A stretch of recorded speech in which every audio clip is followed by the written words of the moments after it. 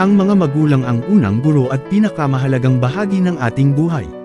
Sila ang nagbigay sa atin ng buhay at nag-alaga sa atin mula pagkabata, kaya't nararapat lamang na mahalin, respetuhin, at alagaan natin sila habang sila ay nabubuhay. Hindi matutumbasan ng kahit anong material na bagay ang kanilang sakripisyo at pagmamahal. Sa bawat pagod at hirap na kanilang naranasan upang tayo ay lumaki, nahanap natin ang lakas at inspirasyon upang magtagumpay. Kaya't bilang anak, responsibilidad natin na iparamdam sa kanila ang ating pasasalamat sa pamamagitan ng mga simpleng kilos ng pagmamahal at pag-aalaga.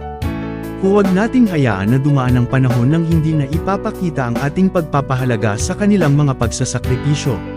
Ang pagmamahal sa ating magulang ay isang walang katapusang utang na hindi kailanman mababayaran, ngunit ito ay isang utang na matutumbasan lamang ng tapat na